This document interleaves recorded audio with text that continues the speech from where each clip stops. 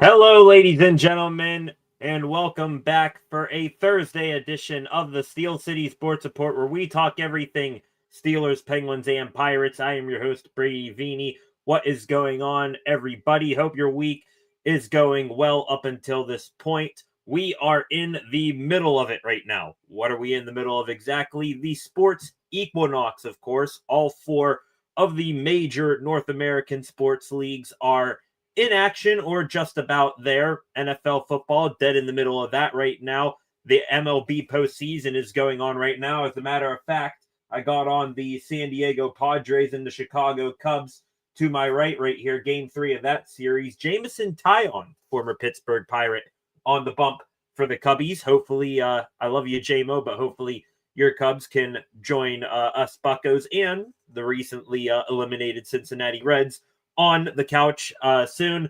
And then, of course, like we said, MLB postseason, NFL football, dead in the middle of it right now, and the NHL and NBA, they are coming along as well. With all of that said, all of that sports action going on right now, not too much today going on regarding Pittsburgh sports. The Steelers, they're out.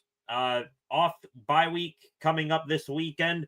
Pretty much every single player, every single member of that team, except for maybe a couple coaches or players who straggle around and don't, travel during the bye week. Everyone's out of Pittsburgh. I think I heard a story that the Steelers, they came back the night after, or they came back the night of their win over the Minnesota Vikings. A couple of the Steelers reporters stayed over in Dublin, Ireland for a couple more days. And I think even a few of them said as they were arriving at Pittsburgh International Airport, they were walking through the terminals and saw a couple of Steelers players getting ready to get on flights out of town and go maybe catch a couple of days either back home or maybe get a little mini vacation during this off week. So nothing really going on with the Pittsburgh Steelers because, everybody's gone. We will talk a little bit about what was said within the past 24 to 48 hours from a couple of position coaches and coordinators. Defensive coordinator Terrell Austin had a couple of things to say. Offensive coordinator Arthur Smith, same thing as well. In baseball, Pittsburgh Pirates, they pretty much got their big news spurt, for the month out of the way with the, bringing back of Donnie Kelly, the keeping of Ben Cherington, as annoying and frustrating as that is, and also the firing, well, not the firing, let's be, politically correct here with our terms, the letting go of Oscar Marine and pretty much the entire pitching staff. So they get that big news out of the way. I'm going to be honest, would be shocked if there's any sorts of other major news except for maybe another coach departure within the next month or so. So we'll keep our eyes and ears out for that just in case. So with all that, Steelers, nothing going on. Off week for them. Bunch of players skedaddled out of town. Pirates, off season right now, just on the couch like all of us, watching along with better teams who are actually committed to winning, playing in the postseason. So with those two teams out, we are left to talk about the Pittsburgh Penguins. And I don't mean that as a derogatory term. I mean that with full sincerity and full seriousness, because the Penguins, they are a hell of a talking point right now. Last night, they just played their second to last preseason game against the Buffalo Sabres up there in Buffalo. The Pens prospects taking on the Sabres starters. What happened in that game? Who impressed, who did not? We will talk about here in a minute to kick off the show. And then after that, with no news for the other two teams, we will make final roster projections for the Pittsburgh Penguins. It's very, very tough this year. Probably the toughest, filling out of the roster in recent memory. You still got a bunch of rosters on or veterans on the team filling out the bottom lines of the roster, but also you got young kids who are really making a statement this pro season, looking to play their way onto the opening night roster. So I do have a roster builder website, and NHL Armchair GM popped up here. We will, here in a little bit, talk ourselves through who we think is going to make the opening night roster for the Pittsburgh Penguins. Opening night coming up here on Tuesday against the New York New York Rangers. After those two things, a little bit of extra Pittsburgh sports news, and then we may or may not call it a week there, depending on how much news we get and what we're going to expect heading into tomorrow. But before we get underway, if you're new here to the channel, please hit that subscribe button, turn on notifications so that you never miss when I am live or upload a video again. Also, leave a like, share this live stream, and leave a comment in the comments section. Any thoughts, questions, or opinions that you may have, get those in there. I can pop those up on the screen at a moment's notice, just like this, and we can interact that way. Also, go give the channel a follow at Steel City SR, Facebook, Instagram, and X. And also be sure to come back later tonight. Check the channel again a little bit later on this evening for a new edition of SCSR 60. All right. With that, ladies and gentlemen, let's get right into it. Talking about the Pittsburgh Penguins mainly today. And with that, last night, like I mentioned, playing their penultimate preseason game of the 2025-26 season. And pretty much a similar look at what we've had for a majority of the season for this Pittsburgh Penguins team. The lineup, mainly fourth-line guys and prospects, all of whom are playing together on the same team, but at the same time are competing against one another to make this team's opening night roster.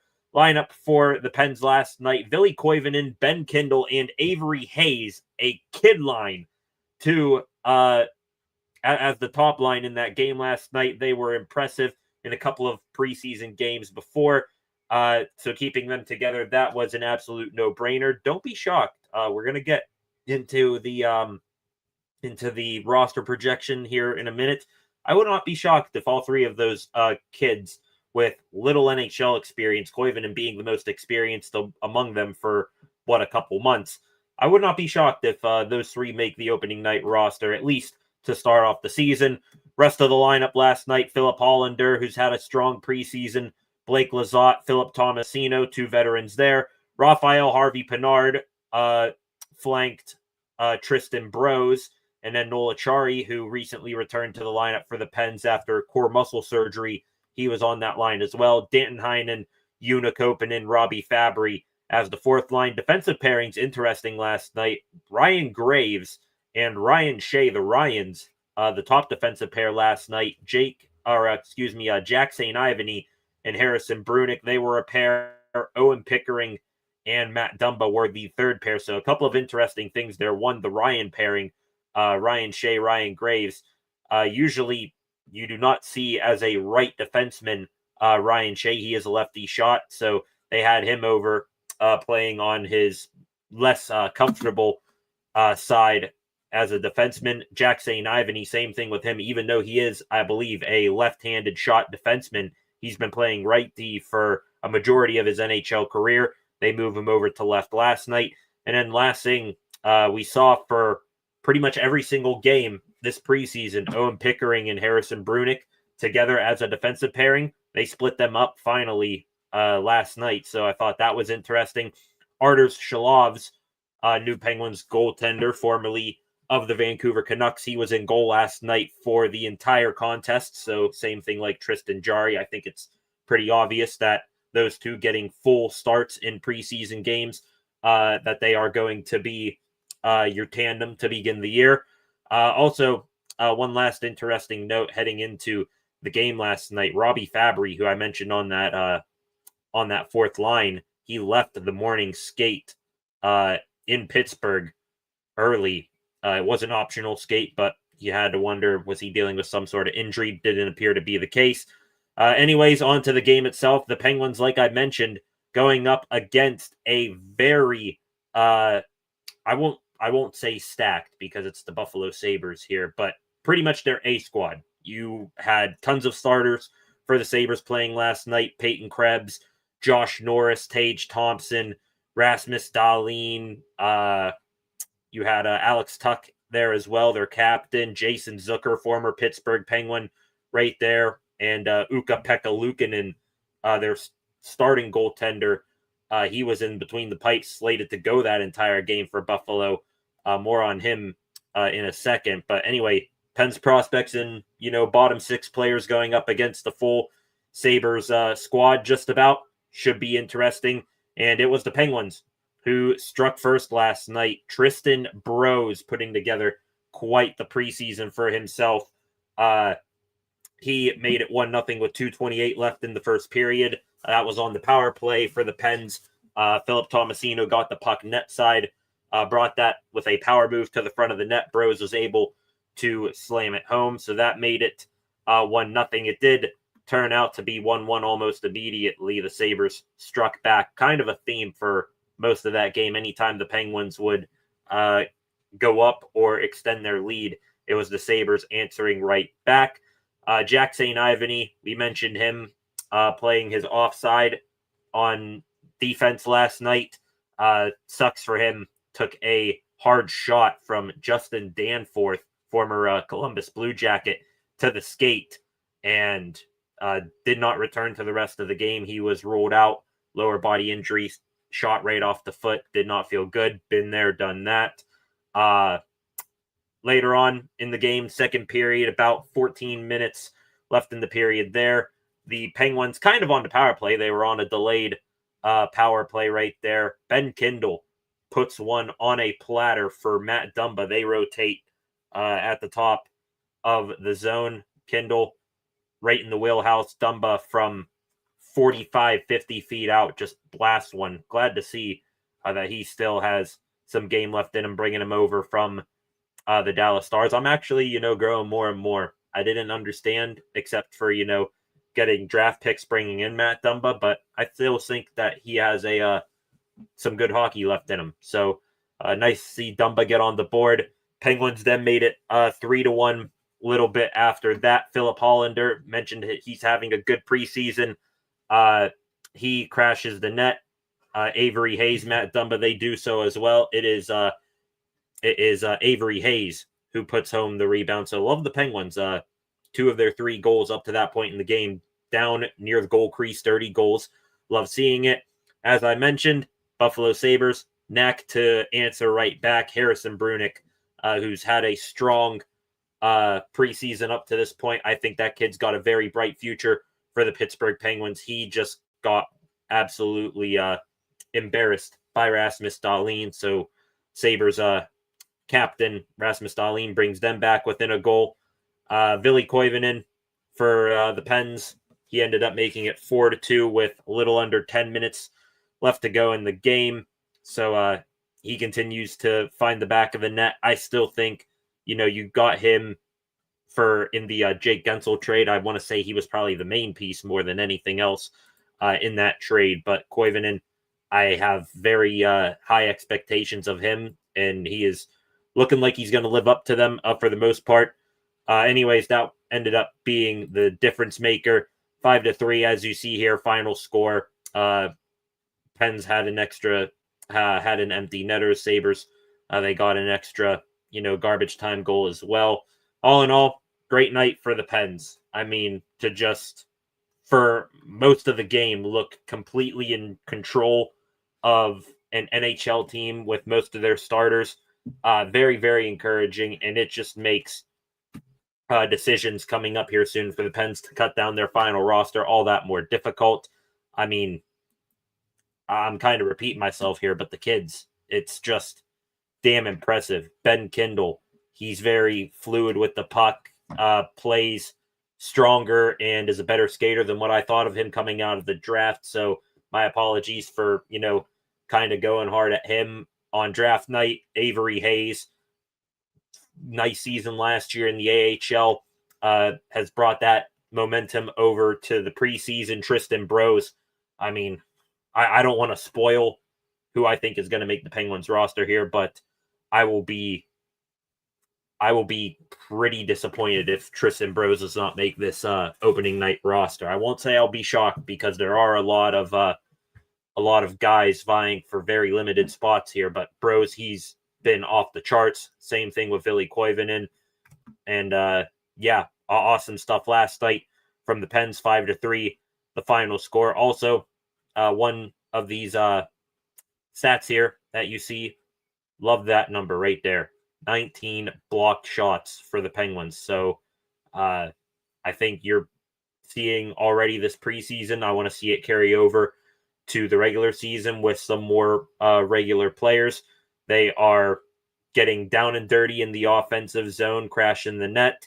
They're physical on the puck, on the forecheck, and also they aren't afraid to step in front of shots. Jack St. Ivany, unfortunately, paid the price for it, but I think I saw it, no matter who it was for the Pens, guys getting in front of shots and blocking them left and right, trying to keep their goaltender's life and job as easy as possible. So love seeing that from the Pens. On to today. Penguins had another pair of practices as their training camp winds down. Before we get into the practices themselves today, some bad news. One of which, very bad news. The Penguins today releasing a statement saying that Brian Rust, he is going to be out a minimum of 2 weeks with a lower body injury. Do not know what that injury exactly is, but 2 weeks, that automatically rules him out for the first 3 games of the regular season. The home and home games with the Rangers, and then the middle game there with the New York Islanders. So get better, Rusty. Obviously not a guy that you want to miss, heading into the regular season, not someone you want to lose this close to opening night. But on the bright side here, at least it's, seems minor right now. It's only going to be a 2-week injury. And this also, takes into account that deep roster that the Penguins have right now. Mentioned how, guys are fighting for roster spots. Well, there's one extra for you to maybe make the team and get a tryout for a couple of weeks in the NHL. So hopefully Russ can come back soon, but also good opportunity here for the Pens maybe not to send someone down or expose someone to waivers that they do not want to do heading out of preseason here. Also, Jack St. Ivany, like we mentioned, left last night's game against the Sabres with a walking boot and had a scooter for his right leg to be elevated. He is out a minimum of 6 weeks with an undisclosed lower body injury. So do we really need to leave the undisclosed designation there on the injury? I'm pretty sure his foot or ankle just got absolutely obliterated by that shot. Heart breaks for him. He was having a decent, preseason. I think he had a outside puncher's chance of making the opening night roster. Just unfortunately, he has to go down with injury like that.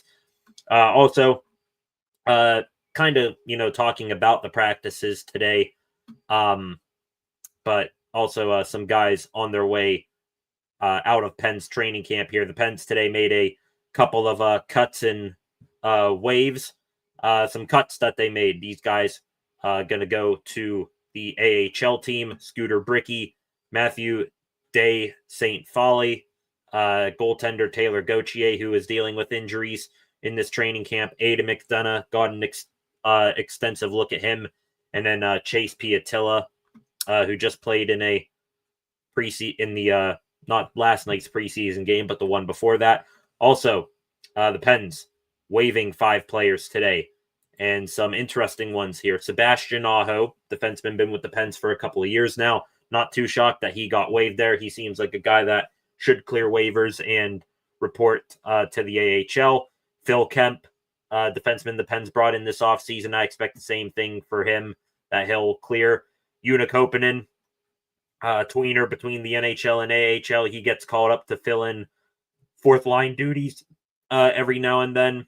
Philip Larson, heading into training camp, he was really the 5th or 6th goaltender to watch out for. You had Jari and Shalovs, who were pretty much locks to make the NHL roster, and then ahead of Larson, you had the 2 youngsters in Blomqvist and Murashov. So Larson, he heads down. Last one here, probably the most interesting of the waves today, but really not that surprising. Danton Heinen, he gets waived by the Pens. If he gets picked up, he gets picked up. I don't think that's going to be any massive loss for the Pens there, though.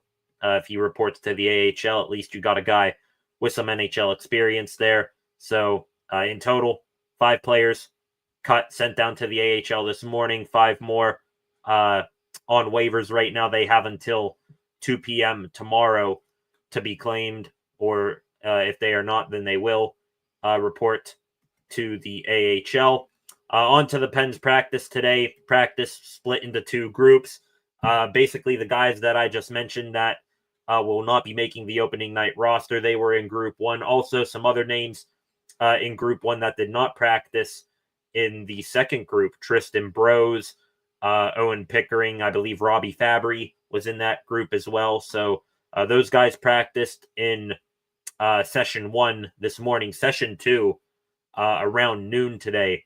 That was the main group, and the lineups or the lines from that group. Love seeing this line here, even though it comes at the expense of Brian Rust, Sidney Crosby, centering Rickard Rakell and Ville Koivunen. I keep saying Koivunen, man, just gives me Jake Gensel vibes. Has a knack for finding the back of the net, even though he doesn't have the most amazing shot, but his sense out there on the ice and his playmaking prowess, that's the type of guy that you want to put with Sid. And then you got Rakell, the shooter there. How about this line right here? This one's very interesting. Second line, and this has been a line in practice for a little while now. Evgeny Malkin centering Anthony Mantha at left wing and Justin Brazeau at right wing. Gonna be honest, Malkin, of course, your second line center. Mantha, I thought maybe he can be a tweener between the second and third line, but Brazeau, I thought he was just going to be like a fourth line grinder guy, come in here, lay the body. But I like that line, and for one reason, the Penguins, I think it's fair to say, recent years, they have been a pretty soft unit going up against teams, and they've been lacking in the height department going up against bigger, stronger teams. That line won't be an issue, though. Mantha, Malkin, Brazeau, all of those guys, at least 6'4" or taller. So, love that. I want to say, without looking up who exactly is the shortest among the bunch, I think Mantha's like 6'5".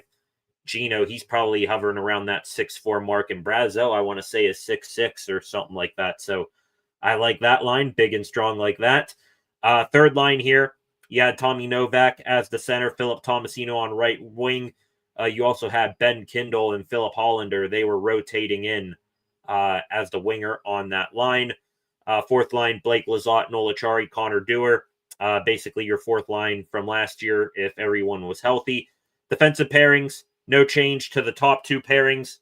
Parker Wotherspoon with Erik Karlsson, and then Caleb Jones with Chris Letang. Below those 4, which, I mean, looking at a pattern here from a couple of practices, I think that's going to be your top 4 defensive pairings. We had a rotation of the last pairing between 5 guys. Harrison Brunick, Matt Dumba, Connor Clifton, Ryan Graves, and Ryan Shea, all rotating in for that final pairing there on defense. Thought that was interesting. Besides that, power play groups, Crosby, Letang, Karlsson, Malkin, Rakell. I would love to have that be the power play 1 heading into New York here on Tuesday. Will it stick? We will see. They tried Letang and Karlsson on the same power play before. It didn't really work, so hopefully this time it's different. Power play unit 2, Justin Brazeau. I assume he's going to be the big body, him or Anthony Mantha on that second power play unit that's going to be in front of the net.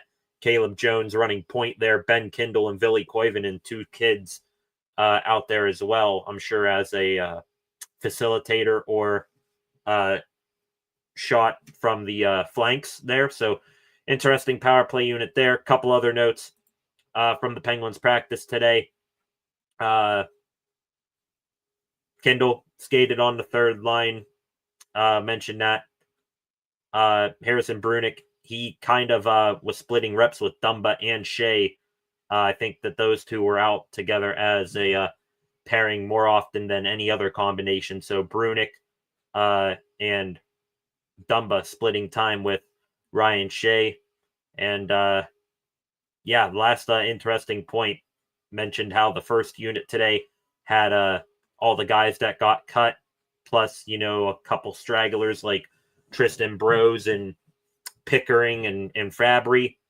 But and Sergei Murashov, he was with the first group today. But I think that's saying something. We're about to get here in a minute into the roster projection for the Pens. That says a lot without, saying anything at all, that you got with the main group of, the core guys and the guys who are locks to make this roster. Some kids, Avery Hayes, Brunick, Kindle, Koivunen, Hollander. So exciting to see who the coach sees, right? Who the coaching staff and general manager Kyle Dubas sees rising up to the occasion and, not getting too overwhelmed or starstruck playing with these bigger names. So love that. Anyways, ladies and gentlemen, we are going to get into the final roster projection for the Penguins here. Real quick to the comments section we go. Flacco, welcome back, Flacco. Back as usual, going to the Penguins game versus the Lightning. I assume that's when the team comes to Tampa. It should be a good game. Also, always, a must-watch here for Penguins fans. Jake Gensel, now down there, still fan favorite up here. So looking at Gensel playing the Pens in Tampa, that should be a good atmosphere. Two teams who I think are on similar trajectories, or, in similar states. You got an aging core, but also some youth that you brought in to try to help, give a boost to the older group.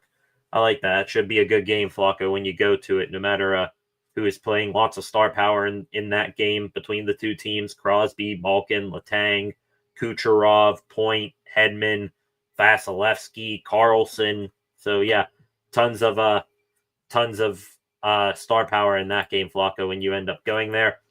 Anyways, 8 of you in here right now. Please hit that subscribe button, turn on notifications so that you never miss when I am live again.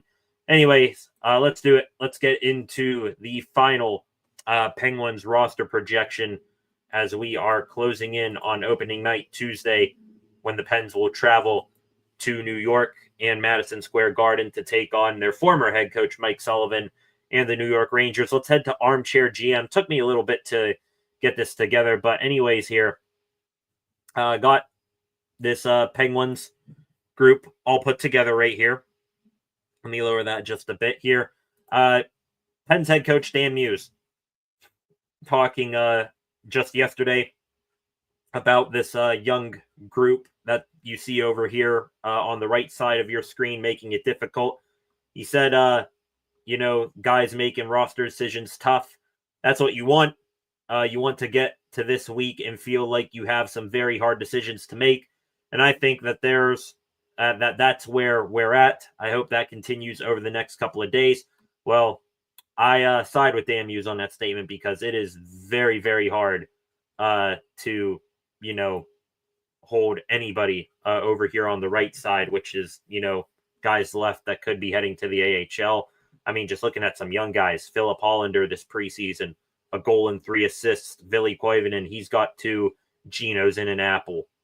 Tristan Brose, 2 goals. Ben Kindle, 1 and 1.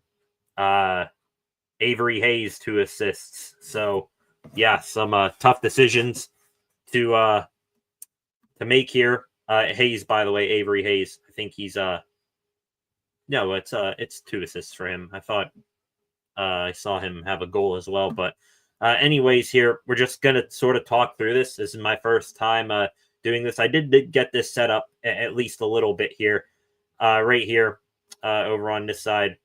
I think you got some guys who are pretty much locks to make the roster, except for Boko Mama. He's hurt, right? I did try filling up the Pens injury reserve right here, as you see. I think Mama's on IR, so we'll fill him in there. Just looking at some of the names real quick on IR. Rutger McGroarty hasn't played at all this preseason with an injury. Absolutely sucks. I would have pretty much written him in Sharpie to make the opening night roster.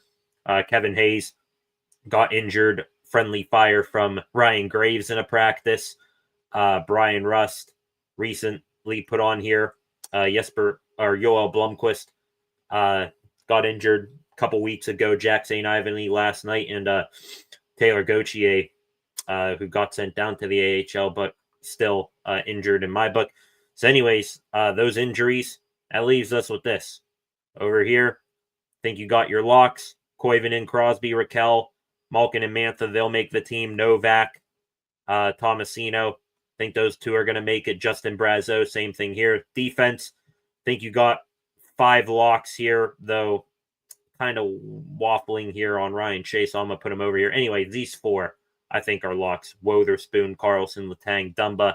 And then, obviously, your 2 goaltenders are going to be Tristan Jarry and Artur Shalov. So that leaves us 4 spots in the starting lineup at forward, 2 on defense to fill in over here. Let's do that first. So just trying to think here, line-wise. Let me just do this. Let's go off the lines for today. Let's have Anthony Mantha with Malkin and Brazeau, Koivunen and Crosby, Rust. So there you go. You got your top 2 lines right there. And then you got 2/3 of your third line there. This is where things get tough. Because right now, I'll put Connor Dewar in the lineup too as your 4th line guy. But this is where things get hard because I just mentioned all that these young guys did and how well they played. It's preseason. Philip Hollander, he's impressed coming over from the Swedish Hockey League. Tristan Brose, he's been outstanding. Ben Kindle, dynamic. Avery Hayes. And then you got those, 4 youngsters especially. I'm going to move these guys out of here. I think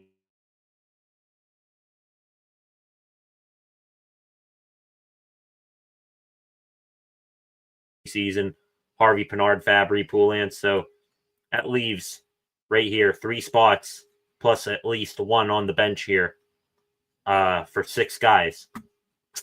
That, I think, my first pick here, you got to go with the production. Goal, 3 assists. I think Philip Hollander is going to make his way. Might not be in the starting lineup, but I think he's going to make his way onto the opening night roster.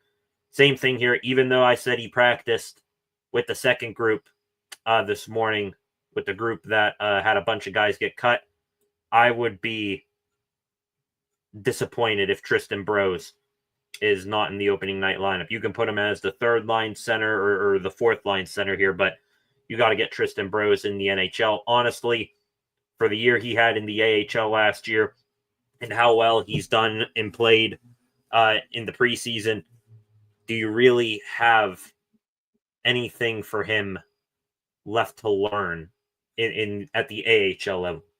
At that point, it'd be, malpractice to keep him in the AHL. I think he's got nothing left to prove there. And, if he's playing well, it would be stunting his development and his growth if you have, one of these guys taking his place. Last one here to fill out the lineup. This is where it gets real tough. I think Hollander is going to make it. I think Brose is going to make it. Blake Lizotte. Not sure he had the best night last night, but he does have center wing versatility. Same thing with Ben Kindle and Nola Chari here. I'm actually going to take one of my cuts here. I think Avery Hayes, as much as you want to put him on the opening night roster, I think out of the 4 young guys that I was just talking about, Hollander, Brose, Kindle, Hayes, he might have the most, not to prove, but to maybe learn in the AHL. So I'm going to keep Avery Hayes out of it here for now. He's going to be a close cut. So right now you got at least 2 spots here for forwards. This is very tough. You know what? I'm going to go bold here. I'm going to go bold with this. I said that the Penguins should have done this with one Harrison Brunick last year. They didn't do it then, but this year, I think you're going with a youth movement. Screw it. Just got drafted a couple months ago. I'm going to put Ben Kindle in my opening night roster. 11th overall pick in the most recent draft. I originally criticized the pick heavily. If you want to go back and watch my draft night reactions, didn't know much about Kindle, but I bought into the narrative that he was, one of those undersized centers who hadn't developed his skating yet, and in his early preseason days of NHL, in his early preseason days of NHL action, was going to get pushed around a little bit. However, those narratives, he completely shot those down and threw him in a dumpster somewhere. I have been nothing short of amazed by him and how he's done this preseason. I mean, sure, he's still only 5'11", but his skating has improved from what he did in juniors. And also, Kindle, you've seen him not be afraid to go into the fight. He's been battling hard along the boards, playing bigger than what his actual size on a chart might read there. So he's been playing above his weight class. He's been skating better, and he's been producing as well, especially on special teams. So he's been lightning every time he touched the puck. I'm going to go bold there and say that Ben Kindle at least gets, I believe his 9-game tryout. If you are a rookie, first year out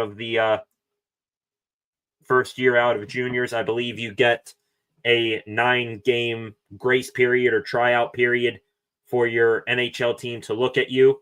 And then after those 9 games, the NHL team will either decide to send him back to his junior team or keep him on the NHL team past those 9 games and burn off a year of his 3-year entry-level contract.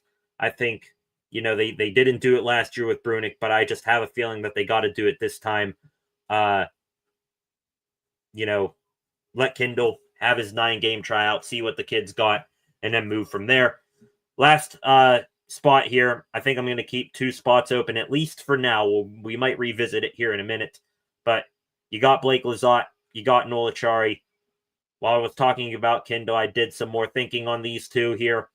And I think that final forward spot right now on the bench is going to go to Blake Lizotte. Provides center wing capability, does some PK work. Basically, Lizotte and Acciari, they do similar things. Both fourth-line guys can play really any 3 of the offensive positions if you want them to. Does some penalty kill work, but for Lizotte's case, even though I don't think he had the best of nights last night against Buffalo, I think Acciari, you're going to try to sneak him through waivers, still let him, get his, full strength and all that back. He is, again, coming off of core muscle surgery, has only played in, I think, now just 2 preseason games. So Acciari, a guy who's been here for a couple of years, you try to sneak him through waivers right now, and then maybe you bring him back up when, either someone gets injured or just in case one of these kids' game goes to hell. So close cut there, but I think that's going to be my final forward group. Koivunen, Crosby, Raquel as a line, Mantha, Malkin, Brazeau as a line. Going to move down here, do some switching around. I do think you keep Ben Kindle with Tommy Novak and Phil Tomasino. I think that is a awesome line right there. And then your fourth line right now, maybe you can sub in someone here with Blake Lizotte, but Philip Hollander, Tristan Brose, Connor Dewar. That's a solid fourth line right there. But pretty much, you can fill in these 3 spots with any 4 of these guys, and I'll be okay with it.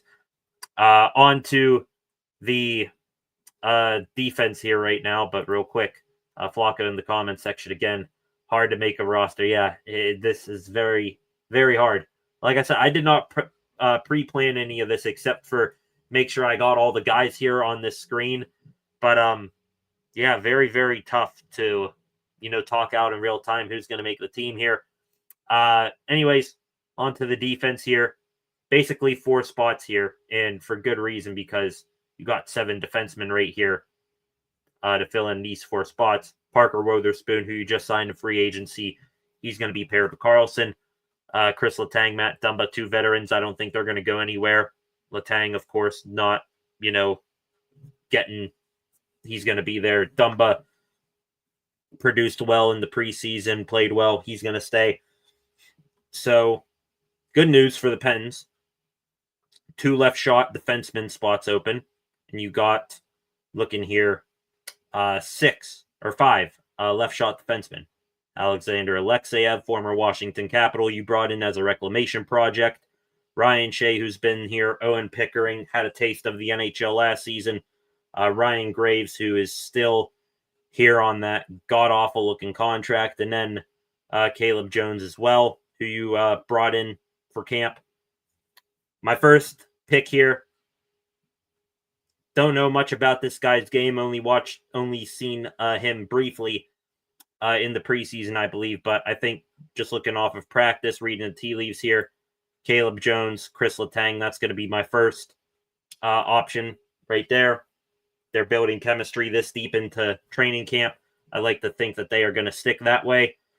Other spot here, Matt Dumba said we saw Ryan Shea and Harrison Brunick rotating in here on defense. You'd have Brunick playing his offside, or him or Dumba playing their offside or right shot, playing left D here. So it's going to be tough there. With that, I got to do it. Think last year you missed an opportunity. This year you can't. I'm putting Harrison Brunick in the starting lineup for opening night.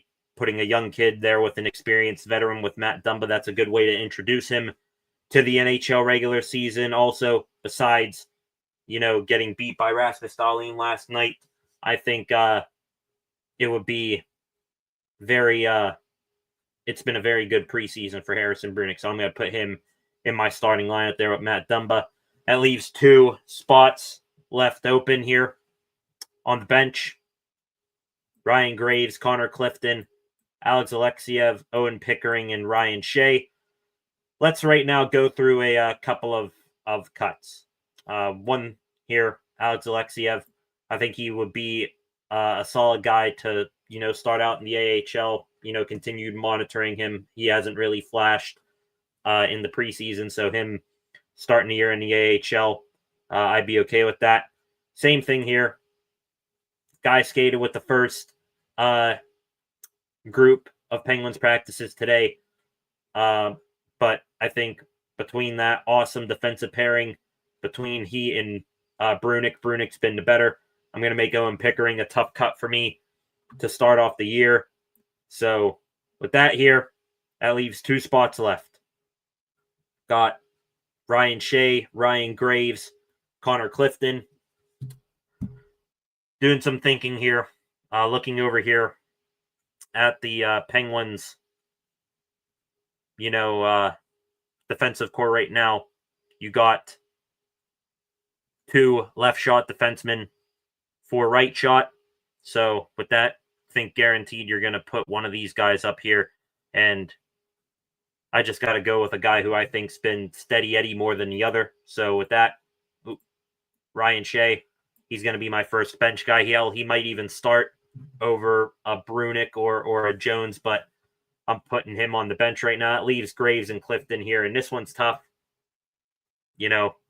Clifton and Graves, I don't really think neither of them has popped off defensively so far this preseason, but I'm going to go with, I'm thinking a couple of things here, and I'll explain here in a minute. I'm going to go with Connor Clifton and Ryan Graves. I don't have him making my opening night roster for the Pens for a couple of reasons.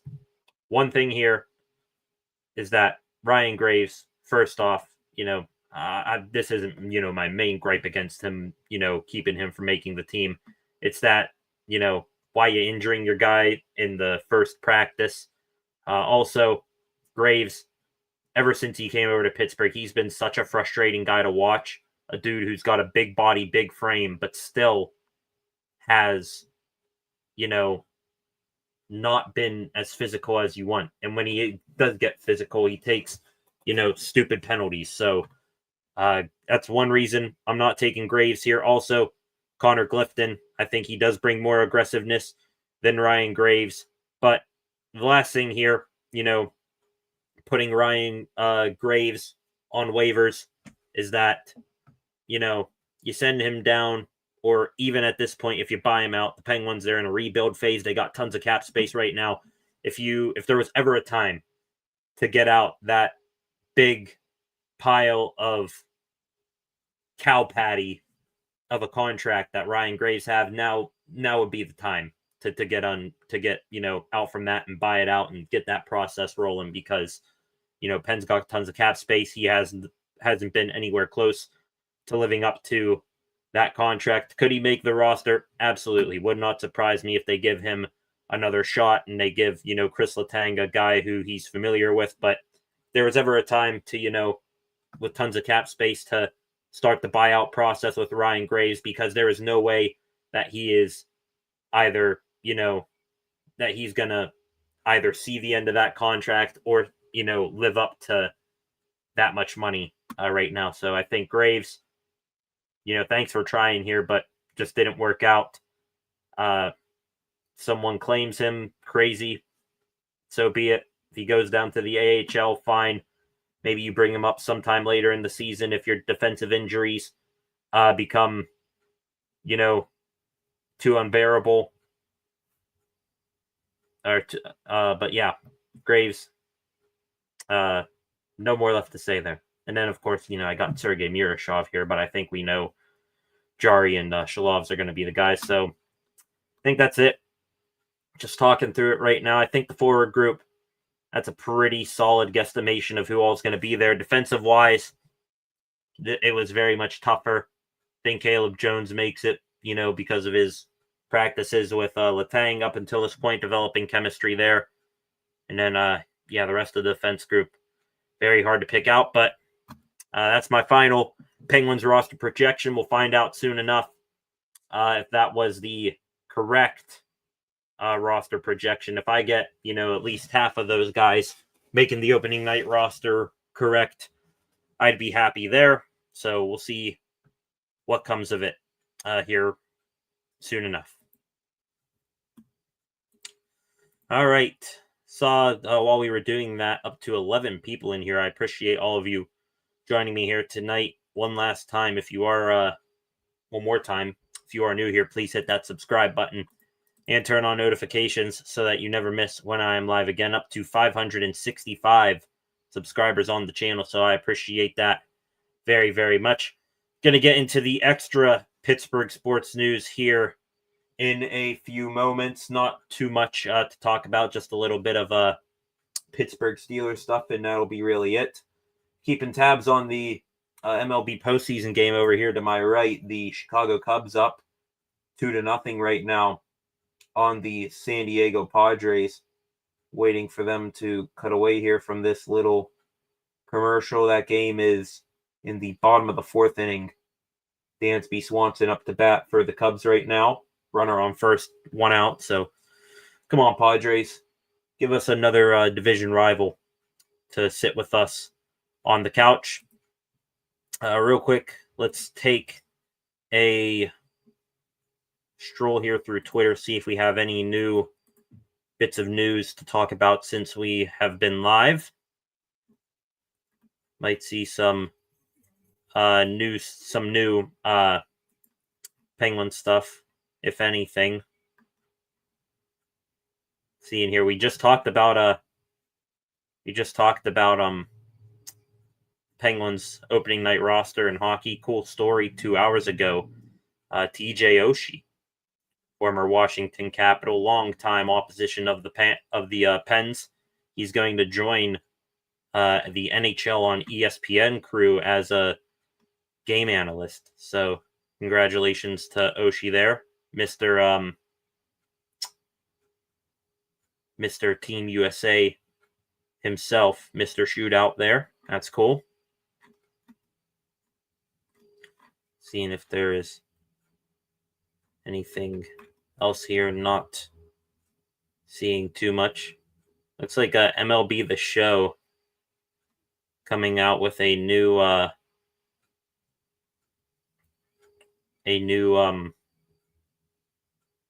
I'm not sure what it's called, the Dynasty on MLB The Show. Apparently they're coming out with a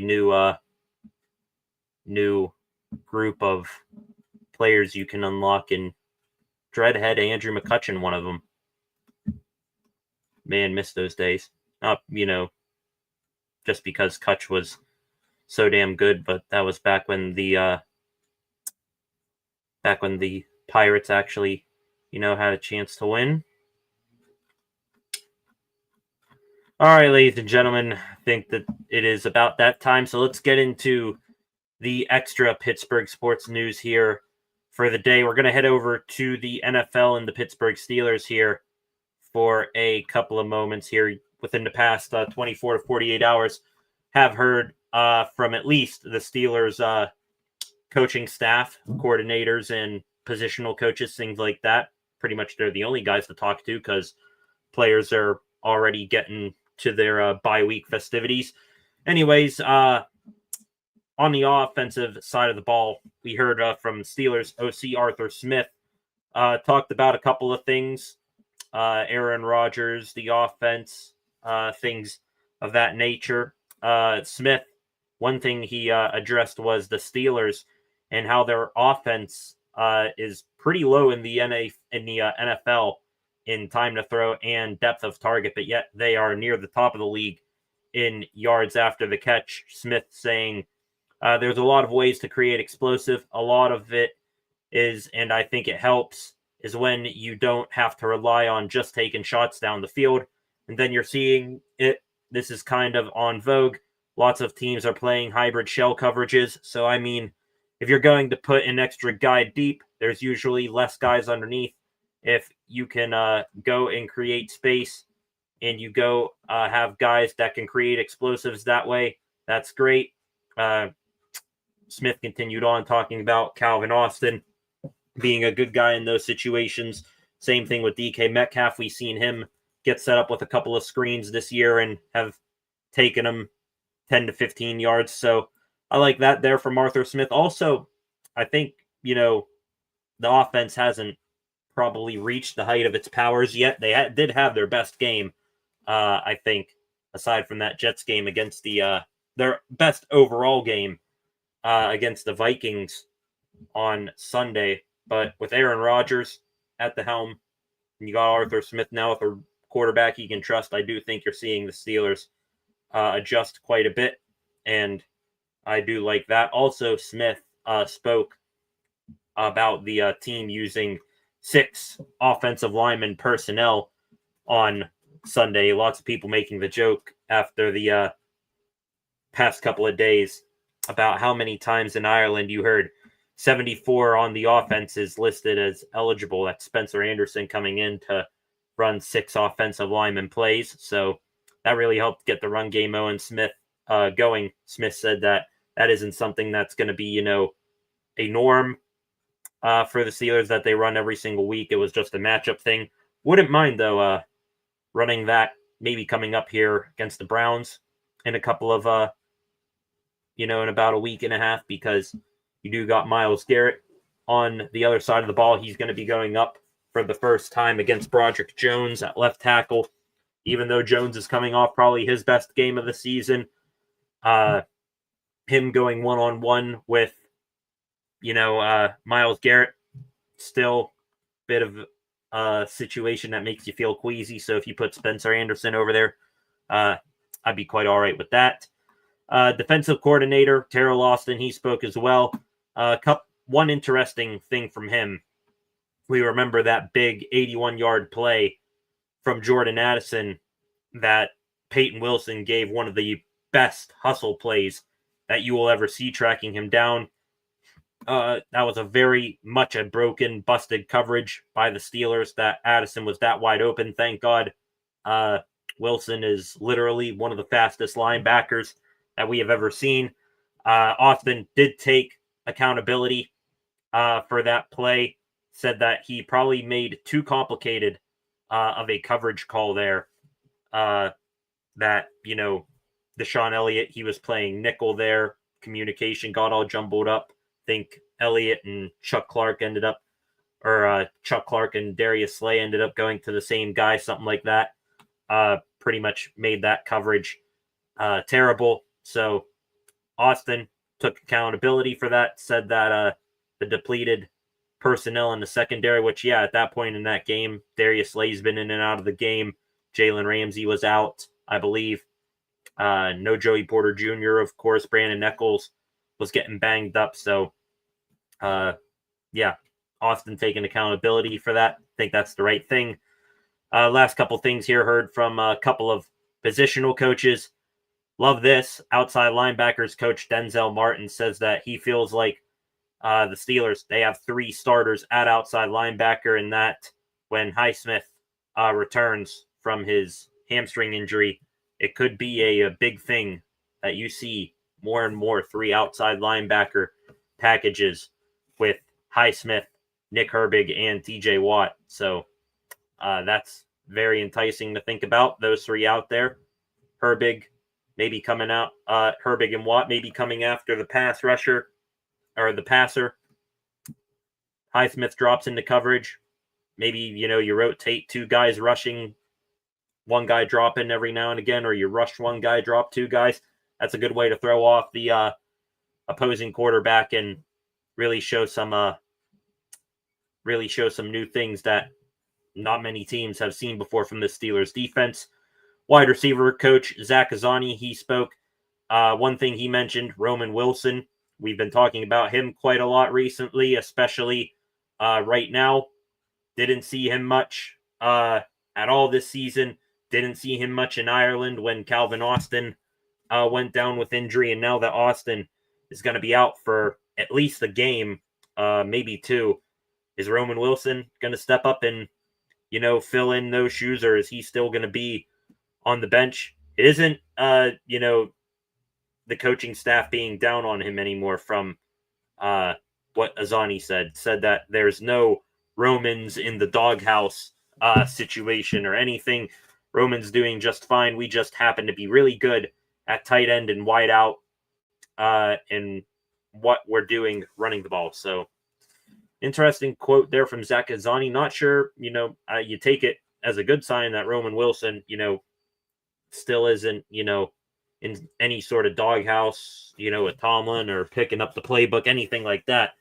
However, your de facto wide receiver 2 goes down and he's still nowhere to be seen except for an onside kick. Still very, very worrying if I had to say anything.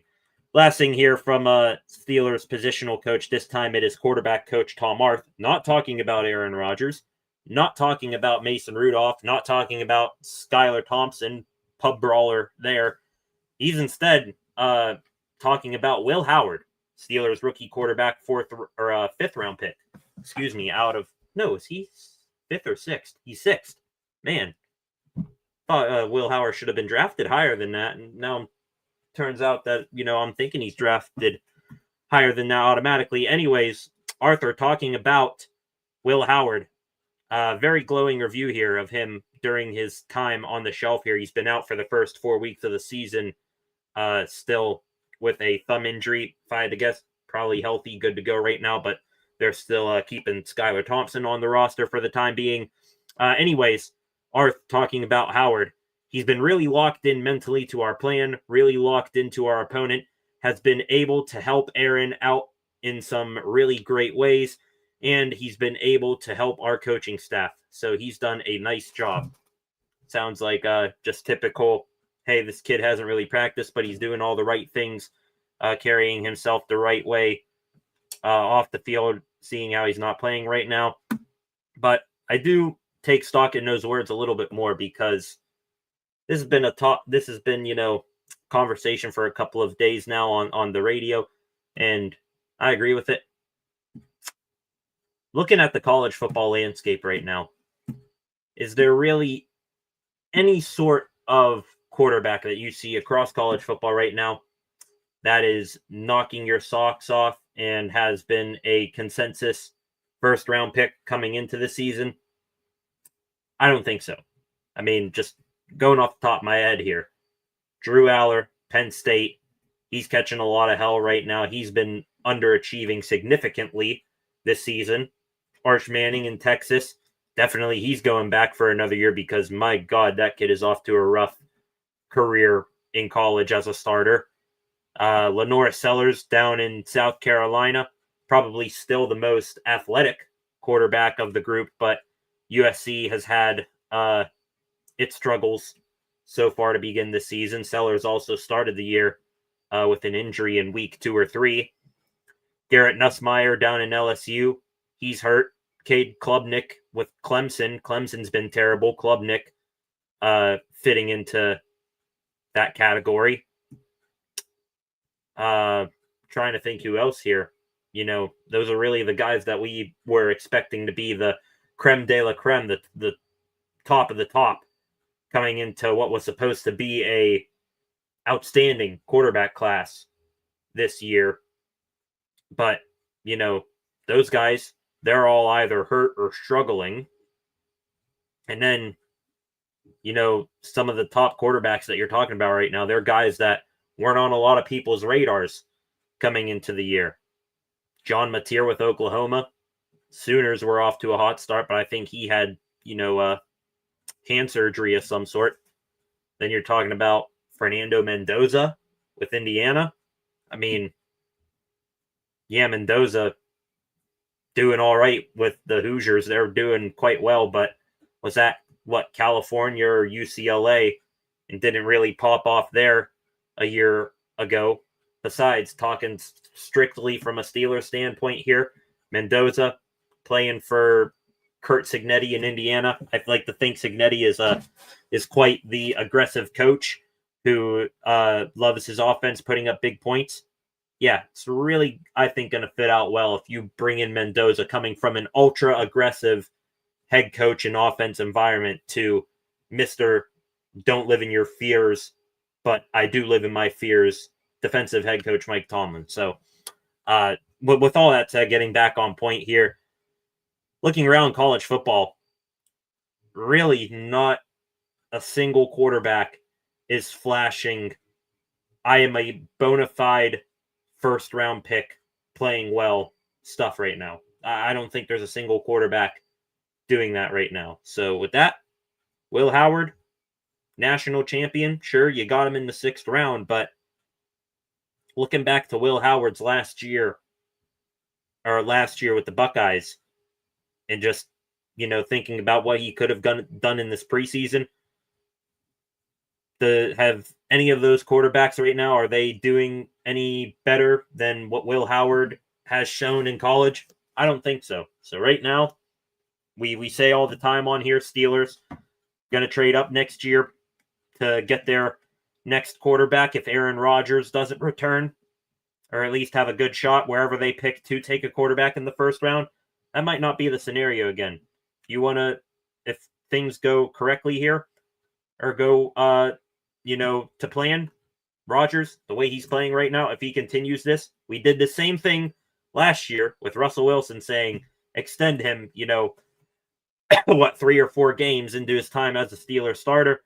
But, Rodgers, if he continues playing like this the rest of the season, Steelers make the playoffs, I'd bring back Rodgers another year.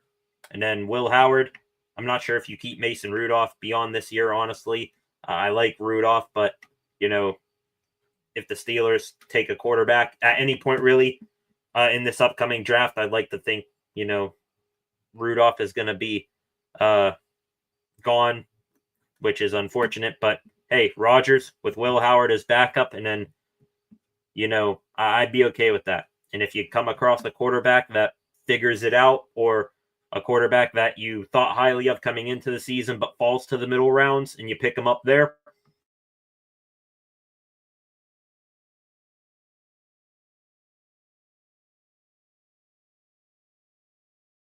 tidbits of Steelers news within the past couple of days. These, we're not going to spend too much time on here. Steelers insider for Penn Live, Nick Farabaugh. No surprise here. He thinks that Jalen Ramsey will be back after the Bengals game. Not this weekend. And the Steelers play the Browns and then the Bengals coming out of the bye week. So really a 3-week out time for Jalen Ramsey, which I'll be okay with. I think you can get through both of those games all right with what you got. At secondary, Joey Porter Jr., he said he does expect to be ready to go for Cleveland. I expect the same thing. So one corner out, one corner back in. You survive, stay afloat for 2 games without Jalen Ramsey against 2 teams with really nothing at quarterback right now. I'd be okay with it. Speaking of DBs here, we got some safety talk. Steelers, I think a couple of days ago, they saw Sebastian Castro get signed by the Tampa Bay Buccaneers. With his departures, Steelers have hosted 5 safeties for workouts.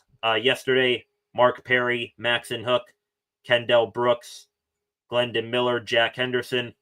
I'd be lying if I told you I knew anything about those guys. Safeties, again, a theme here. Jabril Peppers, kind of a ominous tweet yesterday. He said, I wouldn't be, or he's posted to Twitter, wouldn't be who or where I am without adversity. So kind of a strange tweet there. I hope that we aren't all taking it that we aren't all interpreting that the same way here, looking at Peppers saying I wouldn't be who or where I am without adversity. I hope that doesn't mean that Steelers could be looking to maybe drop him here since the Sean Elliott return. Peppers came in for Elliott, played a bunch of snaps against his former team, the Patriots. Kind of a odd snap count for him. Played no defensive snaps against the Seahawks week 2.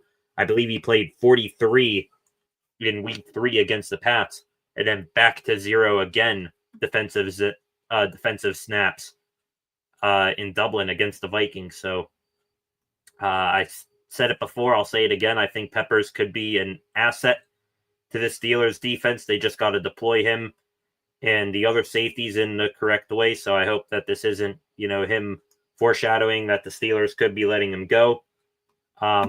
Anyways, to the guy that he replaced now, Deshaun Elliott, he taking to social media as well, but not for a cryptic tweet. Instead, for something kind of crazy, said, posted to his Instagram story a screenshot of an email he got from the NFL, the National Football League, or the NFL. I don't know what department this is exactly. Anyways, Elliott fined for having wearing a black towel on Sunday against the Vikings. Elliott saying, count your effing days. Y'all worried about the wrong things. Let's fix things that actually mean something at NFLPA. So Elliott not too happy that he's maybe ponying up a couple $1,000s for having a black towel out there against the Vikings. At least the top of this email before he cut it off with his reply there. The NFL sending Dear Deshaun, during the Minnesota Vikings Pittsburgh Steelers game on September 28th, 2025, you were in violation of the NFL uniforms and equipment rules. Specifically, you wore an unapproved black towel.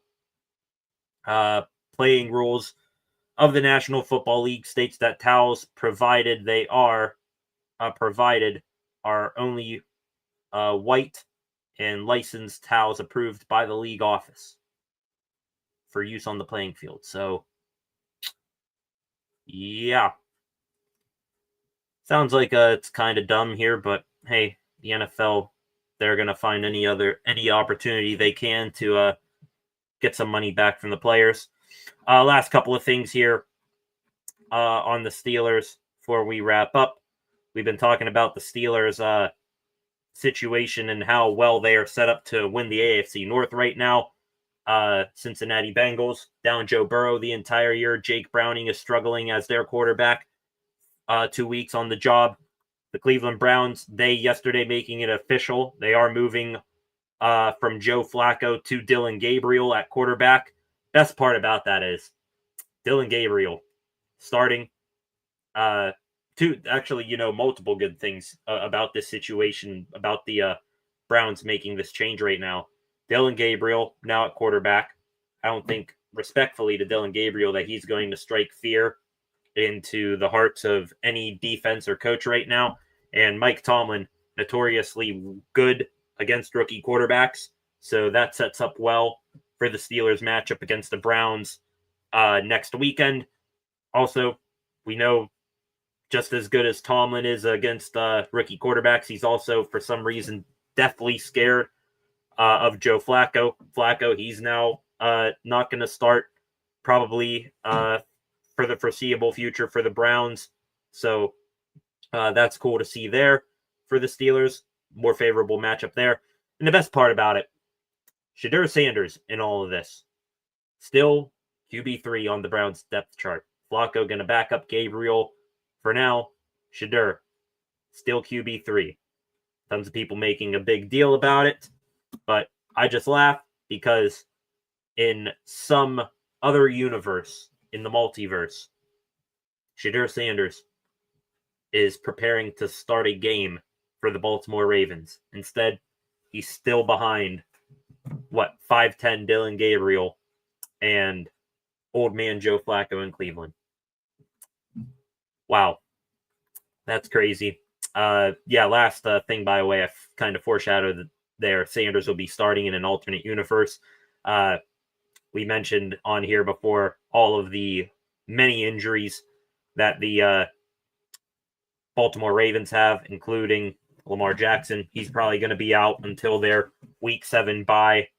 They got multiple defensive starters out for a handful of weeks. Roquan Smith, Marlon Humphrey, Justin Madubuike is out for the year for them. Anyways, the Ravens, they are trying to fill some holes on that defense. They brought in linebacker Eric Kendricks for a visit, former Minnesota Viking. Funny part is, Kendricks declined an offer to join the Ravens practice squad. And he is heading home per Tom Pelissero. So found that hilarious. Kendricks would rather sit on his couch than go play football for the Baltimore Ravens. That's hilarious. Also, the Ravens, they signed corner Amani Oruwariye. Very difficult last name to pronounce. All I know is that he's a former, Dallas Cowboy and Detroit Lion. So he's going to help fill in for injuries in the secondary to Marlon Humphrey and Nate Wiggins. So Ravens trying to fill holes there. Last few things here for the Steelers. Congratulations to Steelers offensive tackle Dylan Cook got married. I think either over the yesterday or something like that. Congratulations to him. And last thing here, the NFL's Dublin game between the Steelers and the Vikings reached an average viewership total of 7.9 million. That is the second most watched international game on NFL Network ever, only behind, I believe only behind the Chiefs and the Dolphins in Germany, if I remember correctly what they said. Anyways, 7.9 million average viewers on NFL Network for the Steelers and Vikings. They averaged over 9 million viewers from 12:30 p.m. until the end of the game. So when the Vikings were trying to mount that comeback, fans weren't just, tuning out to, get the channel on whatever local game they had. No, they were dialed into that game. And, also, viewership up 68% from the NFL Network's 2024 international games average. So I guess that's what happens when you put a a dynamic franchise, a popular franchise like the Steelers on the international stage like that. Thought that was cool. Oh, one last thing. I forgot this. I saved this late. Congratulations, LT Greenwood. He made one step closer to getting into the Pro Football Hall of Fame in the seniors category, that seniors group, which I believe, I'm not sure, it might have been at like 84 or something. That group is now down to 52, so he made that first cut. Hopefully, Mr. Greenwood can get in it. To the comment section we go here real quick. Got a couple of comments as I was heading through the extra Steelers news here. Flacco, Aaron acts like a Steeler. He's surely the leader, that is for sure. And if he wants to come back and mentor Will Howard for another year, I'm cool with it. I mean, Jordan Love seasoned for 3 years behind Rodgers. Will Howard, the more you get him and Rodgers in the same building and get Howard learning, the better, in my opinion. Still, though, I'm not going to, glorify Will Howard yet as the Steelers' next franchise quarterback. He's got a lot to prove as a sixth-round pick coming off of a injury that cost him the entire preseason. But, yeah, Rodgers, Howard together acting like a leader.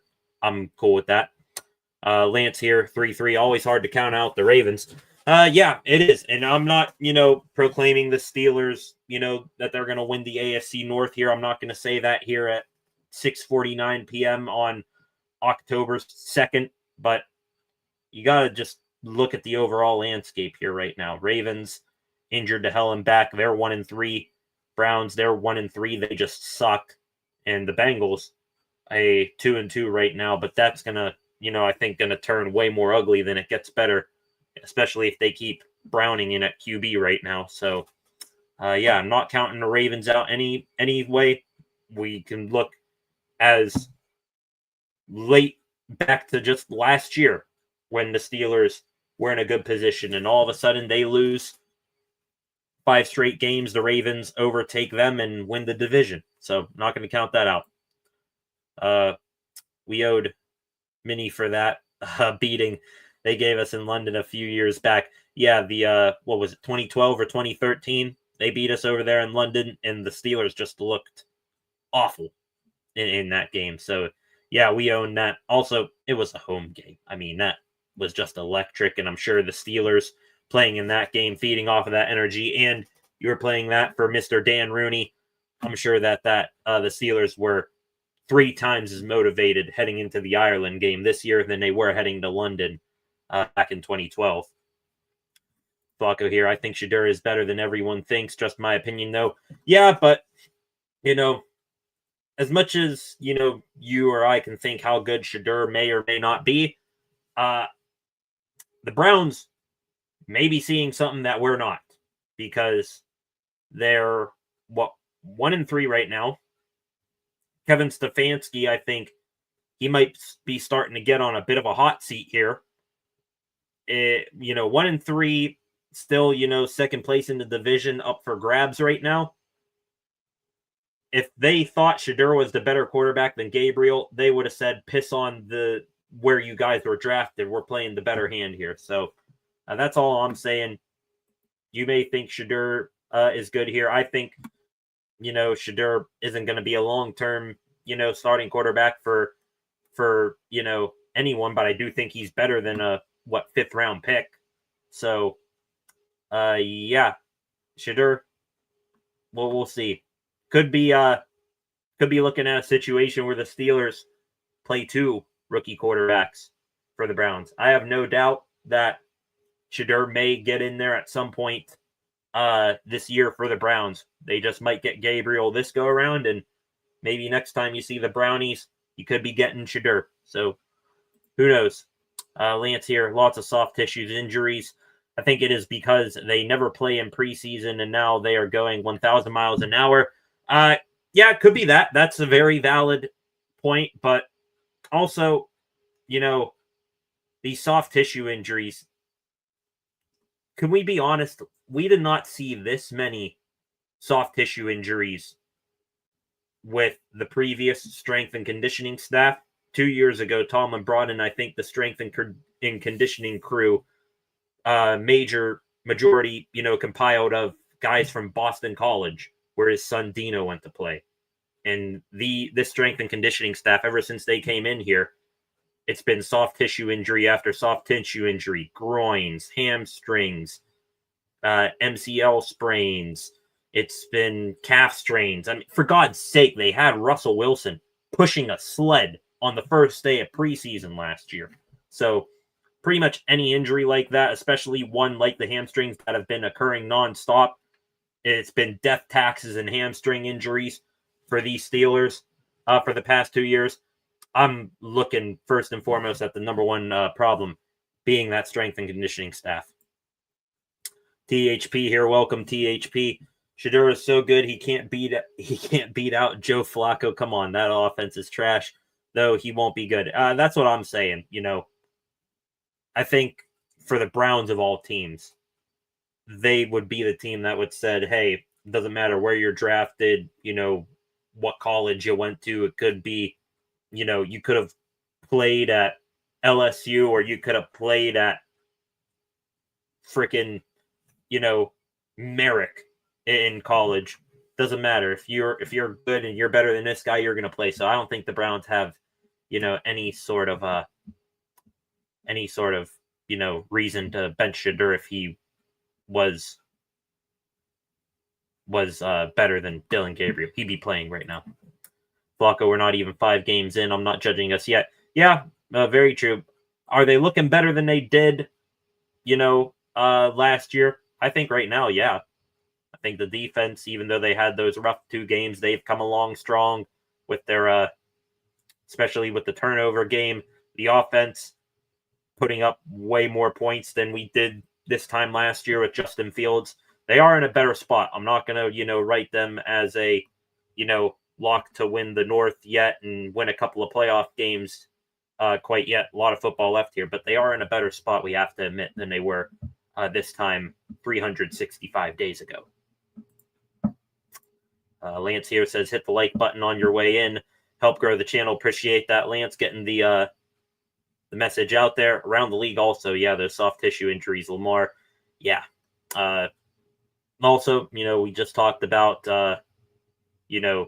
strength and conditioning staff for the Steelers and the, them not playing that much in the preseason, which I think you rarely see any big name starters play in the preseason. Also, we got to take into account, I'm not sure who's played on what surface yet, but the turf issue, that's been another one that people are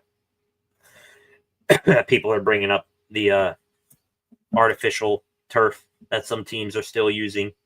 Would rather play on grass field, in my opinion. All right, ladies and gentlemen, last couple of things here for the night in the extra Pittsburgh sports news segment here. Let's head over to baseball here just for a couple of things. We are still coming off the news from a couple of nights ago. The Pirates bringing back manager Donnie Kelly, also keeping manager Ben Cherington, and letting go of pitching coach Oscar Marine, assistant pitching coach Brent Strum, who could be retiring, and third base coach Mike Rebello. One last thing on that note, we talked about it and what it could mean.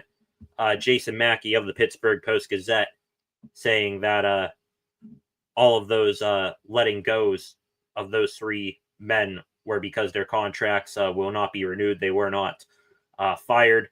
Mackey said something along the lines that player input factored into the decision. It wasn't that, the players were bad-mouthing Oscar Marine, but maybe, what they answered about Marine to the higher-ups in the organization gave management maybe the idea that Marine wasn't,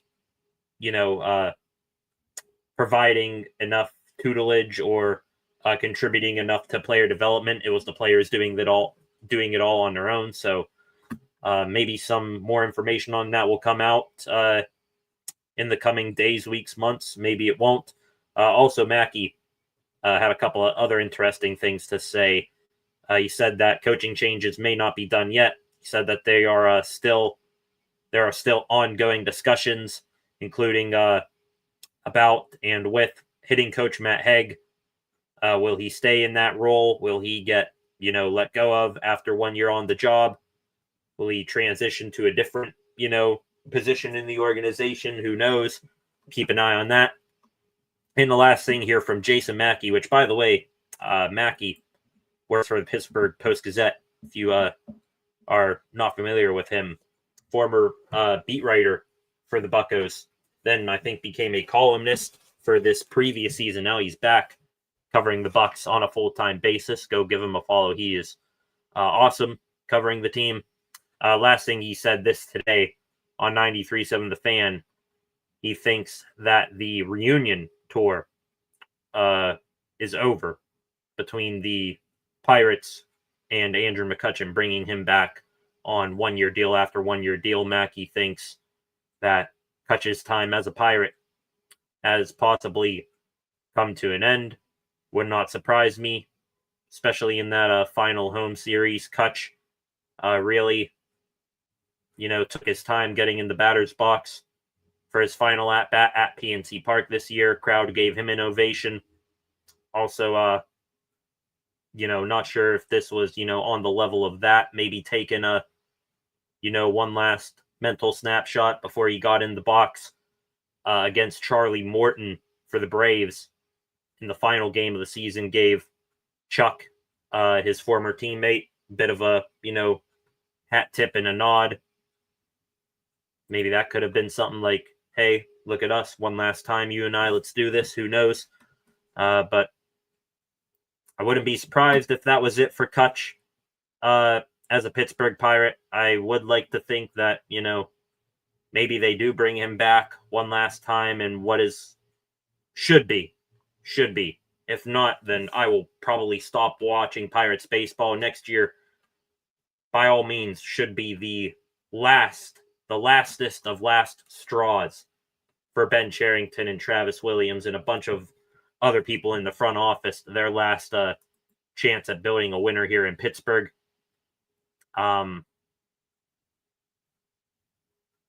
Anyways, I lost my train of thought there.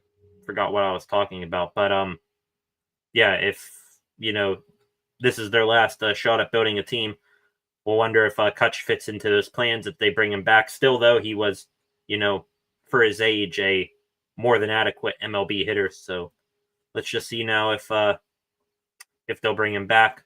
Last couple of things here on the baseball front, just talking about the MLB postseason going on right now.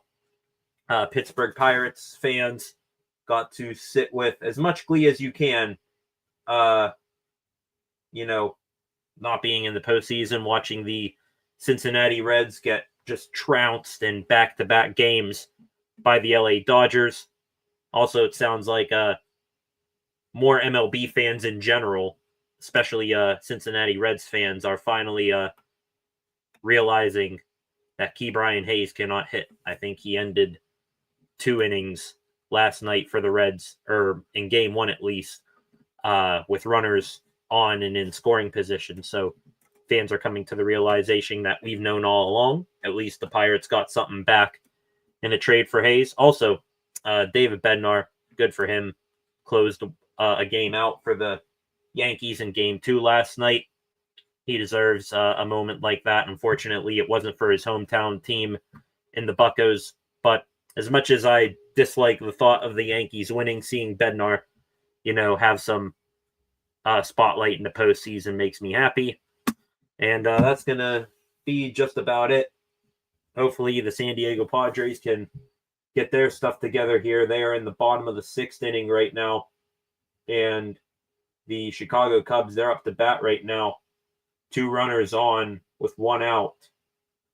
Looks like Dansby Swanson up to bat once again. So the Cubs up 2-0 in this ball game, threatening to score again here. Hopefully the Padres can make a comeback here and send another National League Central team to Cabo with the Buccos.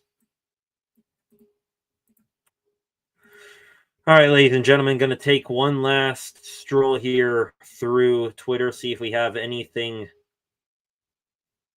any last pieces of information here before we log off for the night? We'll say right now, with the Pirates, their season is over. I doubt you're going to get much news on them for the next little while. The Steelers, they are on their bye week right now, and then the Penguins, they don't play their final preseason game until past this time tomorrow night. So I will say right now, PSA, not sure if there will be a live stream tomorrow. There may be a SCSR 60 tomorrow night, just like tonight, but we will see what news we come across then. But just wanted to let you guys know, live stream tomorrow night. Not sure how much news we're going to get, Pittsburgh sports-wise in the next 24 hours, with two teams off right now and one team not having a preseason game until this time tomorrow night. So with that, I think that's going to do it for tonight, ladies and gentlemen. I want to thank you all for joining me here this evening. Thank you, THP, Lance, Flacco, you guys, normal viewers here, commenting as always. Appreciate you guys. Had the number jump up to around the 10 to 12 mark throughout the live stream here tonight. I want to thank you all for joining me as we talked mostly about the Penguins and what their opening night roster could look like here coming up on Tuesday against the New York Rangers. Fun discussion there. And if we do not meet back here tomorrow, we will have, I'm sure, tons to talk about on Monday. We'll know the Pens' final roster by then. We'll have tons to talk about how the other AFC North teams did besides the Steelers. And then we will be looking ahead to another Steelers game week and the Pittsburgh Penguins 2025-26 season getting underway. Thank you all for joining me. Have a good rest of your Thursday night. One last time, please hit that subscribe button. Turn on notifications so that you do not miss a thing on this channel. Like this live stream, share this live stream, leave a comment in the comment section after the fact. Go give the channel a follow at Steel City SR on Facebook, Instagram, and X, and tune back in later tonight for a new edition of SCSR 60. Thank you all. Have a good rest of your Thursday night. If we do not reconvene here tomorrow, see you guys back here on Monday. We'll have tons to talk about then. Peace.